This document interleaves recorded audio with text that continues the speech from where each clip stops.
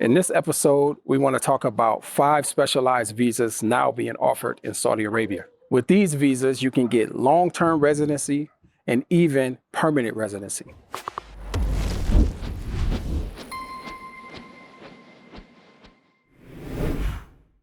So as you know, Saudi Arabia is trying to compete with UAE. They're trying to open up more, trying to copy the model of UAE to be more open for business, people coming for investment, whatnot. Whilst Saudi is trying to also maintain some of the conservatism as well. So they're trying to strike that balance, I would say. They've opened up a program which is similar to the Golden Visa. So UAE did their one first. They call it the Golden Visa program. Saudi have their Premium Residency program. Different name, same thing.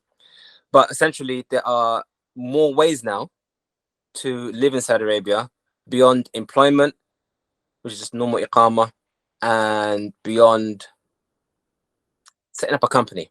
Yeah, that's it. So those are 2 options: set up a company or iqama. So they have, I think, 5 different sectors. So they basically there's a workshop I attended which spoke about this in detail. So I'm just gonna regurgitate what they told me and the little nuggets of information they mentioned as well. So they mentioned there was initially only one way of getting residency, and that was basically paying 800,000 riyals, which works out to be 160,000 pounds or about $200,000 American dollars. Once you pay that, then you can stay in Saudi Arabia until you're dead. It's called permanent residence. And that gave you all the rights that the Saudis have. So even when you come in and out of a country, there's usually a line specifically for the Saudis and the line in immigration I'm talking about, and a line for non-Saudis. You, as part of a permanent resident, can now go into the Saudi line because you're a premium residency holder. So that was how it used to be. Now that's what used to exist. So if you got that kind of cash, then by all means, let it spray. They recently opened up a new options, or 4 other options. So the paying one still exists. If you got money to throw away at this, you can do that. Obviously, the obvious risk is that you spend all that money on residency, and then within a few years you're dead. Because that's it, innit? I mean, it's only as good as long as your life, innit? And with that premium residency, just to let you know, it's not just for you. It's for you, all your wives, and all your children, and your parents. So all of those people can come underneath your wing. So if you actually do the maths, if you have a lot of children, wives, and your parents, it actually could actually work out. I mean, 160,000 pounds. Imagine you have 10 individuals. That's only 16,000 pounds each for 10 individuals to live in the country.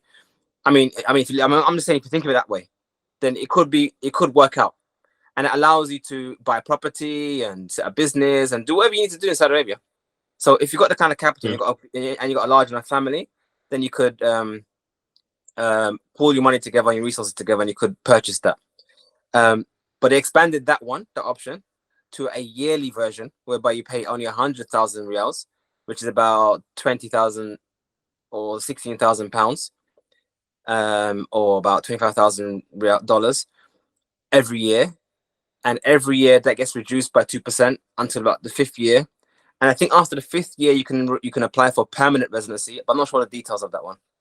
But essentially, there's 2 options with payment. Either you pay yearly, and if it's only 100,000, which could be an option if you're just exploring. You want to go to Saudi Arabia and you want to see what you can do, so you pay a smaller fee, and then if you want to do the full-time thing, then you can do that. So rather than forking out 800,000 in one go, you just pay an 1/8 of that, and in that year you can see if Saudi is a good place for you. But again, that's mainly for those who have the capital, the cash to do that. Then they can do that. Assalamu alaikum wa rahmatullahi wa barakatuh. This is your brother Hamza from the Make Hijrah channel. Now, many of you have requested consulting services from us, so we have created a page just for you. But the other option that they have now is special talents. So that's one thing that UAE did, because as UAE wants to try and encourage people, they want to encourage the brain drain. Anyone who wants to know about the brain drain? When people who have talents and skills, they move from one country of lower quality of life to another country high quality of life, and you end up draining skilled workers from one country, and that sucks up all that in other countries. So UAE is trying to do that, and Saudi is trying to copy the same.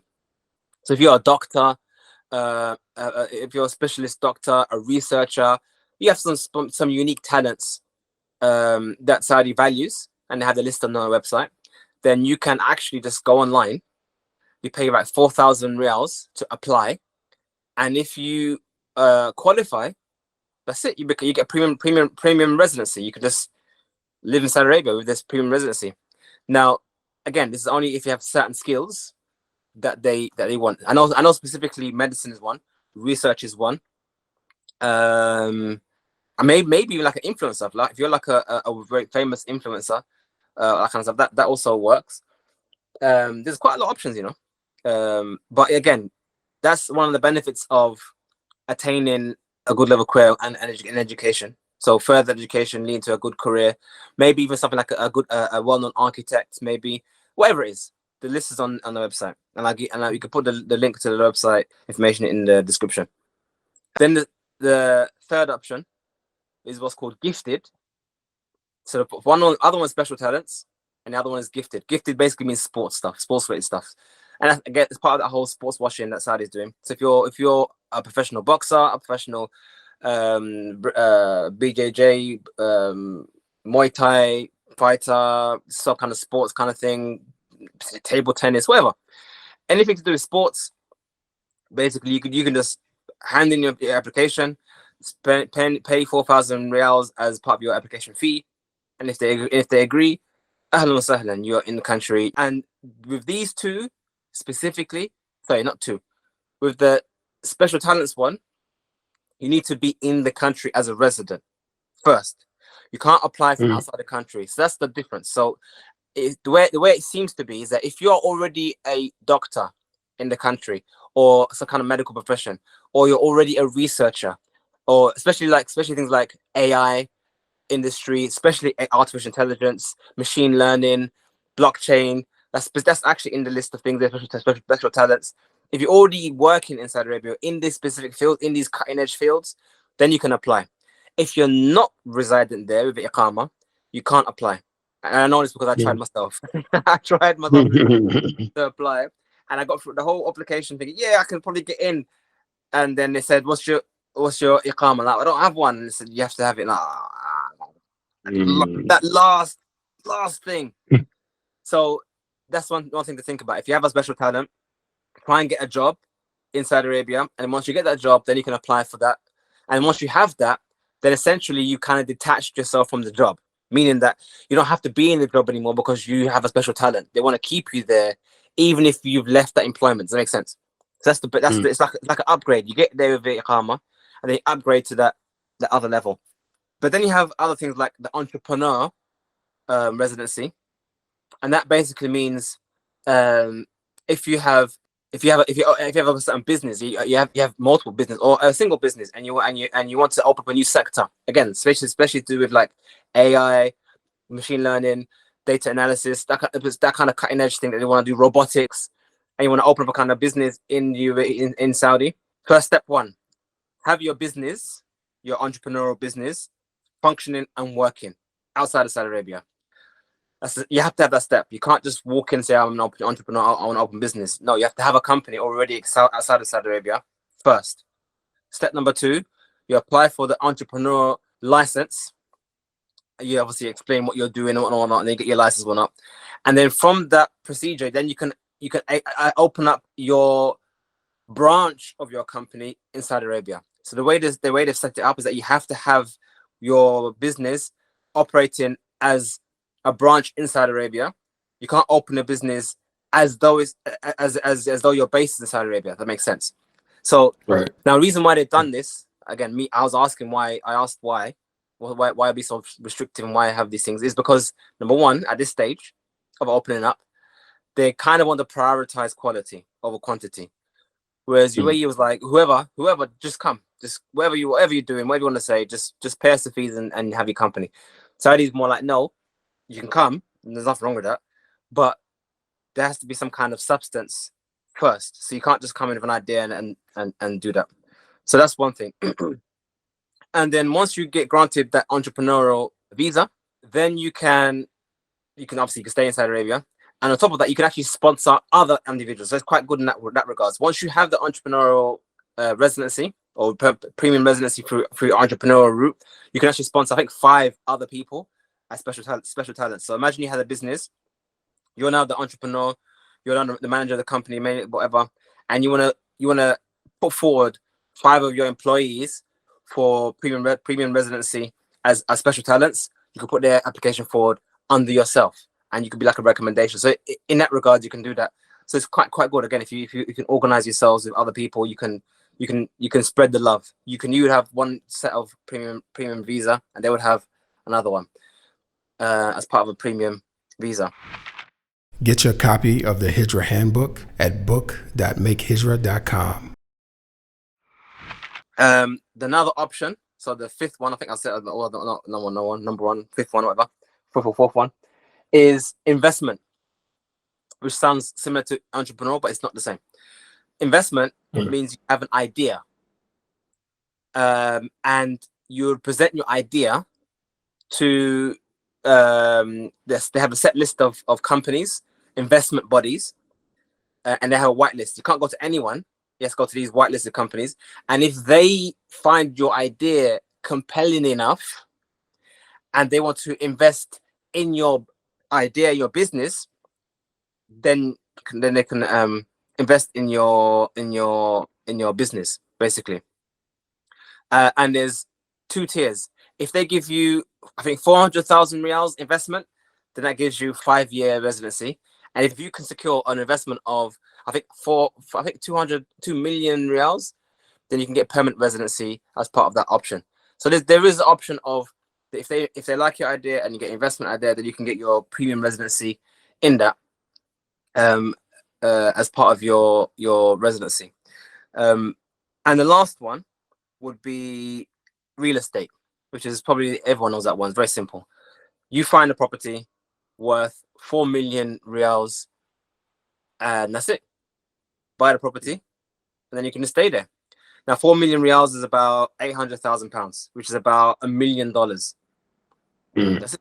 That's just what it is. It is that much. But if you have, so for example, if you live in the UK, live in America, you already have property, you could, in theory, sell your property, take that money you got from selling it, buy a property in Saudi Arabia, and then you can live there. So as a retirement option for those who want to retire in Saudi Arabia, and they already own property in wherever they are, and it's worth a certain amount, then you can buy property in Saudi Arabia, and then with that property, you get residency or premium residency with that. Tell me what that looks like. So you would go in. I'm just thinking about, based on what you said, you would go in on, let's say, a tourist visa, explore those options, get more detail about it, and then you would apply, or you could apply from outside. I'm talking about the premium visa options. The entrepreneur one is where you get the investment. So if you have an idea and they invest in your company, the numbers that they invest. If you can get a 400,000 real investment, that gives you that's category A. That gives you 5 years. And if you can get a 15 million riyals investment, that gives you permanent. So that's to do with entrepreneur. So you're coming in as an entrepreneur, you have a good, nice idea, and that's what and they like your idea so much, they invest in you, then you get that. This doesn't mean you have to fork out that money. That means they are giving you that money. And essentially, why would they give you that money? Because they're buying in shares into your company. As long as you have, at the end of the investment, more than 20% of the company left. So if you sold 80% of your company to these investors and you acquired X amount, if you have 20% left, then you can get your residency visa. And you can do that within Saudi Arabia, you can do that outside Saudi Arabia. But obviously the procedures, they take time. But as for the investment, that's different. That's when you are setting up a company over there and you are creating jobs. So they have a certain threshold. You have to, if you inject like 7 million dirhams into your company in the first 2 years, and then you create 10 jobs in the first 2 years, if you can meet certain thresholds through doing your own business, so you're not selling your company, it's your own business, it's your own capital being injected in, then you can get premium residency. So that's to clarify the investor residency and entrepreneur. So that's the difference. Entrepreneur, they're investing in you, they're buying into your company, whereas investment, it's all you. But as long as you you do certain things into your company.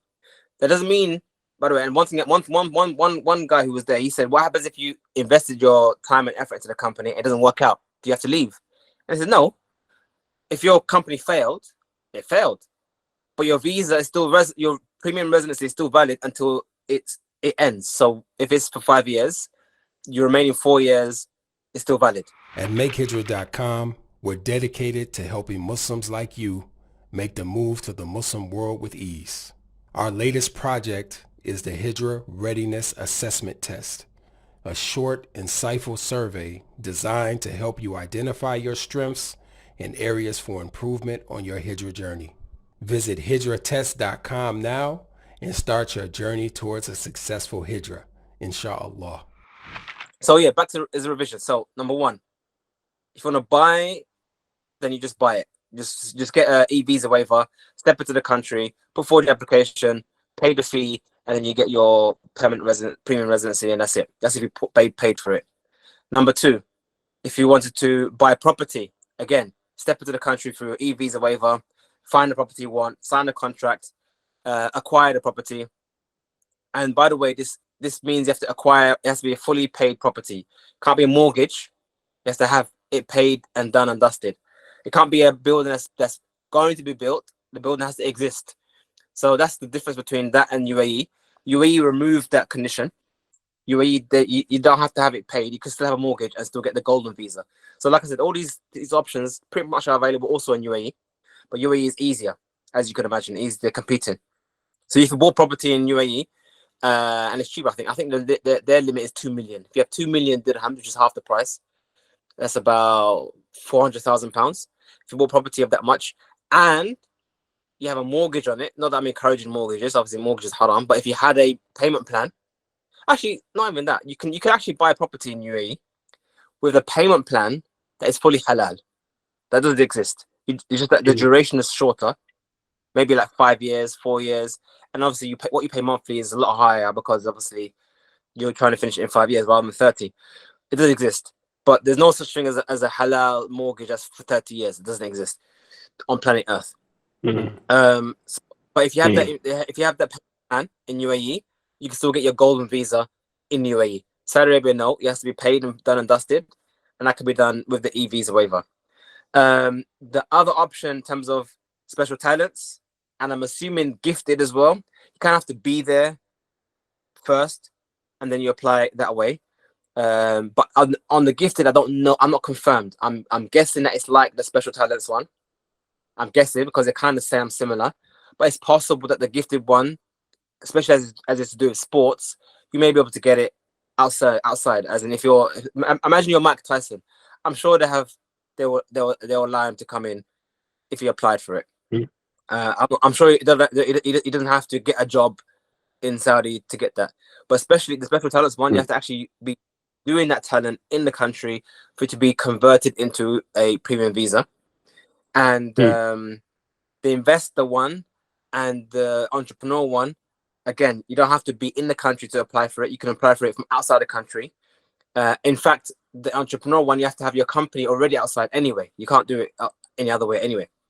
And as for and that's also the same thing with the investor. If you want to invest and open a company in Saudi Arabia, there's only two ways to open a company in Saudi Arabia. One, if you have a Saudi who's in the country, you can open your company with him. So you're as a partner, you're doing a partnership with a Saudi, and may Allah help you if it goes wrong in that regards. And the other option is if you have your company set up outside of the country, so you already have a functioning company outside, and then you open a subsidiary in Saudi Arabia, and then you have to have a Saudi involved. Okay, so some people have never been to Saudi Arabia. The cities are different, and they have different things to offer. So from a strategy perspective, what would you advise? Like, where should I go? I've never been. I can get the visa. I want to go. I want to check it out.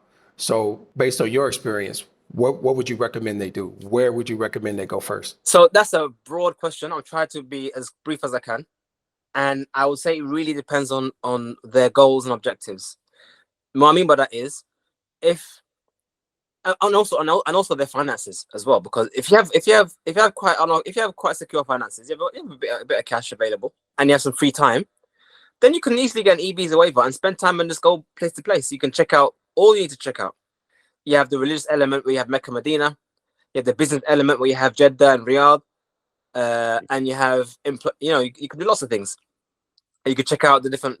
I mean, Saudi is actually very diverse. You have places where there's forest, you have places where there is snow, there's places where there's desert. Obviously, most of it. There's lots of things you can check out. But that's what I would do. If you're in the employment sector, i.e., you're looking to go there as an employee, then you definitely have to up your game.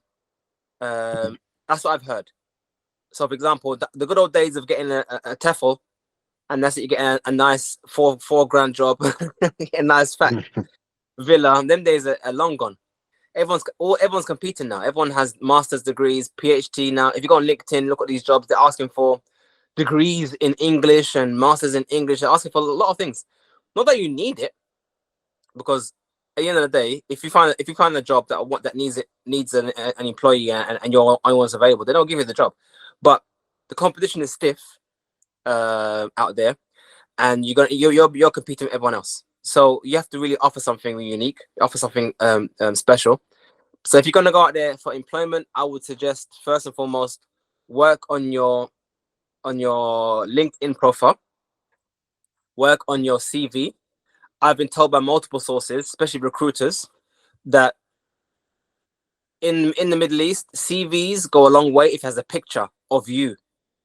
Unlike in the UK, where that's not necessary. Over there, you need a picture of yourself on your CV, and if you can, I've heard, if you can, once you've sent your CV to an ex-employee, if you can, maybe visit them personally, touch base with them.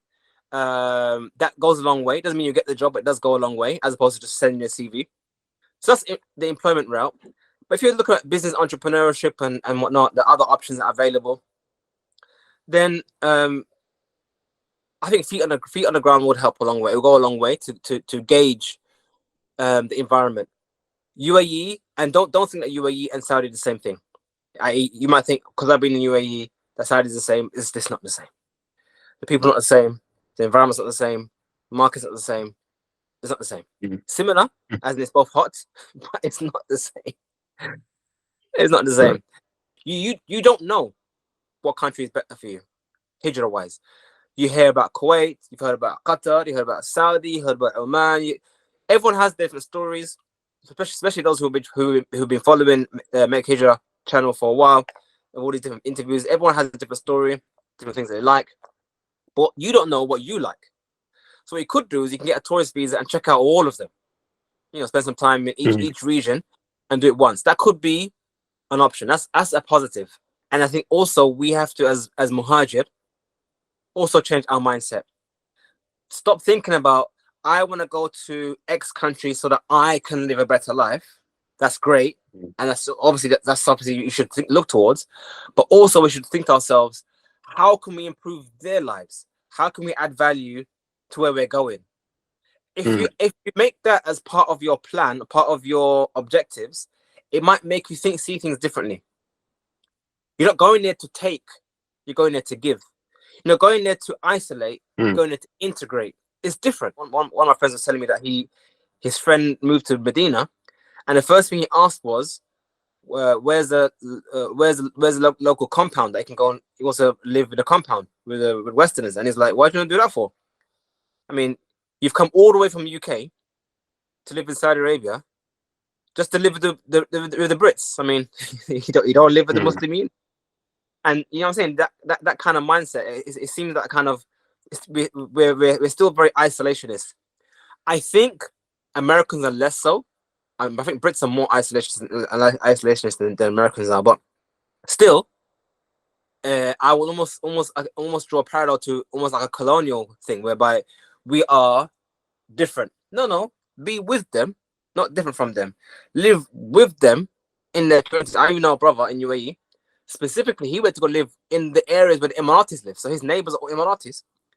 And he goes to local masjid, all Emiratis, because he wants to integrate into the region. And I think that's how we should look at things. How can you add value to them? How can we live with them? How can we learn from them? How can they learn from us? As opposed to, I want to go there and I want to do the same thing I do in the UK, but just over there. I mean, Right. the whole point of Hijrah is to leave that life behind and have Mm. a better life. So yeah, I mean, it's hard. It's hard to say what to do, but I'll definitely say that Riyadh and Jeddah are still the commercial capitals of of Saudi Arabia. Mecca, Medina is still the religious capitals of the region, and you have the smaller regions like you have Unayza, Buraida, smaller places, Dammam, all places, smaller places. There are smaller regions, but if you want looking for more cosmopolitan, very busy, Riyadh and Jeddah are the places to be. And I think, to close here, I think Saudi is putting a lot of effort into Riyadh to develop Riyadh. Historically, Jeddah was the commercial place, so there's still a lot of legacy business in Jeddah. And the benefit of Jeddah over Riyadh is that Jeddah is right next door to Mecca, Medina, whereas Riyadh is, and the benefit of Riyadh is that essentially they're getting all the newer investments, the newer initiatives, the newer push is in Riyadh. Lots of things that have been built in Riyadh and whatnot. So it's as you like. There's a transition. You know, Riyadh is more new, Jeddah's more old. More things are, I guess, finished and polished and done and dusted in Jeddah. Not so in Riyadh. Stuff like that. You know. We would like to thank our brother Muawiyah Tucker for giving us insight on the visa options available in Saudi Arabia. We've learned about the visitor or tourist visa. We've learned about the employment visas, and we learned about the visas for special purposes. So now it's up to you to decide how you can take advantage of these new options, and stay tuned because these options are constantly changing.